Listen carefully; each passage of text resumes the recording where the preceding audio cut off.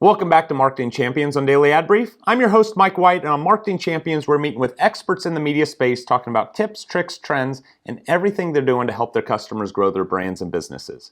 Joining us today from SAM Sensei, we have Daniel Matthews. Welcome to the program.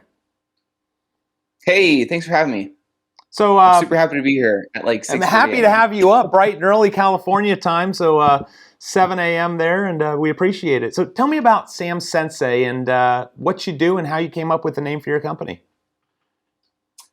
Sure. So, well, it's kind of unique. SAM Sensei is sort of like I used to have a marketing agency, and that was like a managed service thing, and I still have it. It kind of runs itself, and I sort of stepped away because I didn't like the relationship I made with the clients. It was like a financial reporting relationship I had each month, and I didn't like it. So you work with enough companies, and you start noticing like trends and similarities of problems. And it doesn't really matter if you're a startup or if you're a large company. I noticed the problems are the exact same. They all have the same issues. So I morphed SAM Sensei in January of this year. And SAM Sensei, there was a couple things I wanted to accomplish. I wanted to offer sales and marketing consulting. And I wanted to give the best information without people spending thousands of dollars for it. And so SAM Sensei offers sales and marketing strategy senseis, like I like to call them. And you can get one for as little as $97 a month. And so there's another package. So the most you ever spend is $300, but you can get the best information without spending thousands of dollars. And so your typical customer you work with, is it a small business, marketing director, CEO? Who's the typical client for you? I hate to sound so vague, but it's sort of morphed. So typically it was like startup to small business.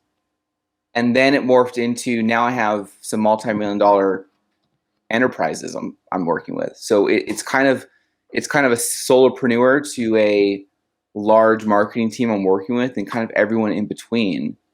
But now it's morphing into, like, some clients are marketing agencies that need help, and some clients are marketing directors. They get hired in a position, they're kind of like lost and need guidance, and then they reach out and they're like, can you like be my shining light a little bit? So it's sort of morphed into that. And then there's this weird channels coming up where people are asking for white labeling, if we can do onboarding for marketing agencies and stuff. It's kind of unique. It's kind of morphing into something I didn't see coming. What's the biggest change that you see coming up in the way people market their businesses over the next 2 years? Ooh. Biggest change? Is there anything that came out of COVID on more use of digital or programmatic, or is there anything that you've seen within your customers that they had to pivot and now that's going to become the norm, or any emerging technologies that you see coming up that's going to change the way they invest their dollars? Not fully, because typically what I'm seeing is like, well, the most changes I see are customers that are in like the restaurant business, or things where they have a physical location. And really the biggest change I see there is last year really hit us. Now it's not. Now we just need to know how to like revamp things. It's sort of as simple as that. I haven't gotten any like super complex issues. But the biggest thing I'm noticing is social media is offering like massive opportunity right now, especially with TikTok. And then all these platforms are like morphing into short form, and they're all trying to become TikTok. And so if you're too big of a company, the trend is to get on social because you have the resources to make some pretty good content. The problem is like sometimes internally they stunt their growth because the content is not up to par with their professional standards. You see what I'm saying? And then if you're too small, you don't have the time to do it. So it's sort of, I don't really see too much challenges from like COVID last year going out of it, at least. But the trends for sure is short form video. And if you really got to like commit to it. And if you don't, you kind of going to end up with just mediocre media that's not going to do anything. But short form, honing in on that for the next 2 to 5 years is just going to explode. What excites you most about the industry and what scares you? What scares me? What scares me is it changes all the time. So you feel like you get a grasp on something, and then something switches, or Google does something, or there's always something new to learn.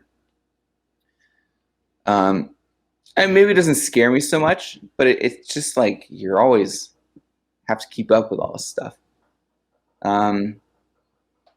What excites me the most, though, is, I mean, this sounds kind of corny.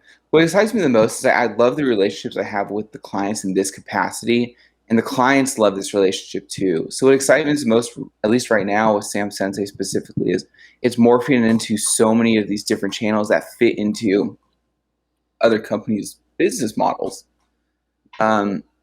So I'm just excited to see where this kind of morphs into, and it's only been active for 8 months or whatever. So the next 5 years, I'm excited to see where this thing's going to just.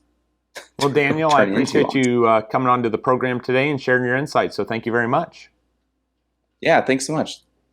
To find out more about SAM Sensei and Daniel and everything he can do to help your business grow, visit us at dailyadbrief.com. We'll see you next time on Marketing Champions.